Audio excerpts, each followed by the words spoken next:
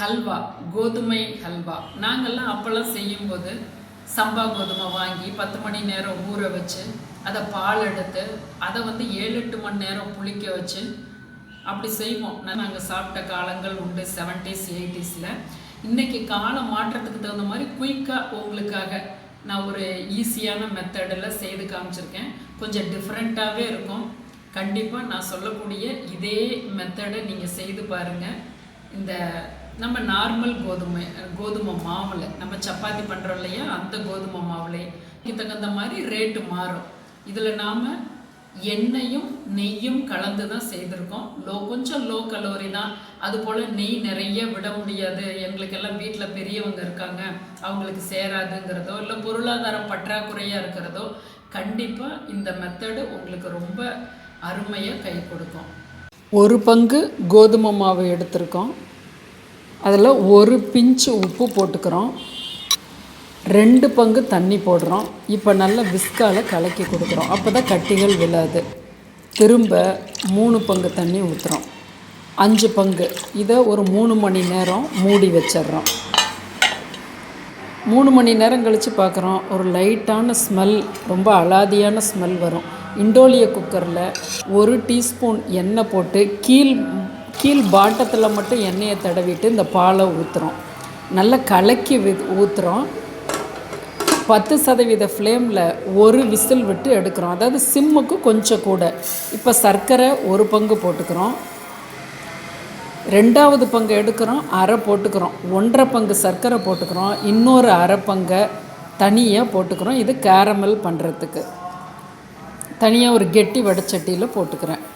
இப்போ 2 பங்கு சுகர், 1 பங்கு மாவுக்கு 2 பங்கு சுகர். இதை அப்படியே நல்லா ஓரமாக அப்படி எடுத்து விட்டுக்கிறோம்.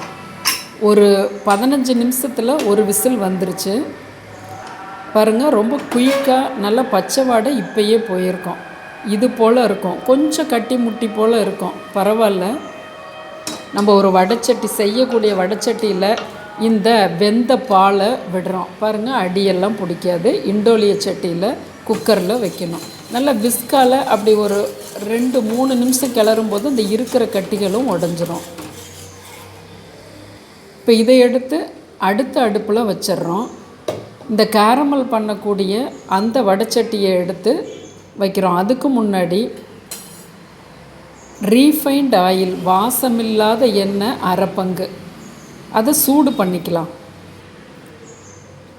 கை மேலே வைக்கும்போது தாங்க முடியாத அளவுக்கு புகை வரணும். இப்போ 1/4 பங்கு நெய் போட்டுக்கிறோம். அப்போ 1 பங்கு மாவுக்கு 3/4 பங்குங்கிறது கணக்கு. நீங்கள் 1 பங்கு வரையிலும் எண்ணெயும் நெய்யும் சேர்த்து விட்டுக்கலாம். அரை பங்கு கூட நீங்கள் விட்டுக்கலாம். இப்போ நம்ம வச்சுருக்கிறது 3/4 பங்கு. மேலே கை வைக்கிற வரையிலும் வைக்க முடியாத அளவுக்கு அப்படி புகை வந்தோடனே எடுத்து அடுத்த பக்கம் வச்சிட்றோம். இப்போ இந்த கேரமல் பண்ணுற வடைச்சட்டியை வச்சு ஒரு 20 சொட்டு எண்ணெய் இல்லைன்னா ஒரு அரை டீஸ்பூன் சிம்மிலே வைக்கிறோம். இது நல்ல கேரமல் ஆகிறதுக்கு ஒரு 7-8 நிமிஷம் ஆகும். நம்ம அடுத்த அடுப்பில் இந்த சர்க்கரையை அதில் கொட்டுறோம். அப்படியே லைட்டாக தொலாவி சிம்மிலே ஒரு 10% ஃப்ளேமில். நம்ம கேரமல் ஆகும்போது அங்கே சர்க்கரை கரைஞ்சிருக்கணும், அதுதான். இப்போ பாருங்கள், இப்படி தொலாவி அப்படியே ஒன்று சேர்க்குறோம். அப்புறம் அப்படியே விரித்து விடுறோம். இந்த சர்க்கரையை 10% ஃப்ளேமில் தான் கேரமல் ஆகிட்டுருக்கு. அங்கேயும் பக்கத்து அடுப்புலையும் நம்ம அப்படியே ஒரு மரக்கரண்டி வச்சு கிளறிக்கிறோம். மரக்கரண்டி வச்சுக்கிட்டிங்கன்னா சூடு கைக்கு வராது. அதனால் பாருங்கள், ஒரு 7வது நிமிஷம் இது போல் வருது. இப்போ எடுத்துடலாம். அதாவது பொன்னிறமாக இருக்கும்போது எடுத்து நம்ம இந்த மாவில் விட்டு இந்த பக்கம் அடுப்புக்கே மாற்றிடுறோம். இப்போ அப்படியே 2ஐயும் ஒன்று கலக்கிறோம். இப்போலேருந்து கிட்டத்தட்ட ஒரு 16 நிமிஷத்தில் ஹல்வா ரெடி ஆயிரும். பபுள் வந்ததுக்கப்புறம் நம்ம எண்ணெயை கொஞ்சம் கொஞ்சமாக விடுறோம். மிச்சம் இருக்கிறதையும் நம்ம அந்த இதில் கொஞ்சம் சூடாக ஊற்றி நான் ஊற்றிட்டேன். இப்போ நம்ம நெய்யை விட்டுறலாம். கொஞ்சமாக ஏலக்காய் பொடி போட்டுக்கிறோம். இந்த அளவுக்கு கண்ணாடி போல் கன்சிஸ்டன்சி வர்ற வரையிலும் ஒரு 3 நிமிஷம் பொறுத்துட்டு அப்புறமா நம்ம நெய்யை விட்டுடலாம். நெய் விடும்போது கிளறி கொடுக்கக்கூடாது. நெய்யை விட்டு உடனே எடுக்கணும். அதனால தான் லேட்டாக போடுறது. கண்டிப்பாக பாதாமை குறுக்கு வெட்டில் வெட்டி போடுங்க, முந்திரி வேண்டாம். இப்போ நம்ம நெய் ஃபுல்லாக 1/4 பங்கு நெய்யை ஊற்றிட்டோம். இப்போ ஒரு 1.5லேருந்து 2 நிமிஷம்தான் கிளறோம். பாருங்கள், அப்படி லைட்டாக உங்களுக்கு இடம் தெரியுது, இண்டோலிய சட்டியிலே தெரியுது பாருங்கள். இப்போ எடுத்து சர்விங் பவுலுக்கு மாற்றிடலாம். நெய் போட்டு ரொம்ப நேரம் கிளறக்கூடாது, ஹல்வா ருசி இருக்காது. இப்போ சர்விங் பவுலுக்கு மாத்திரம்.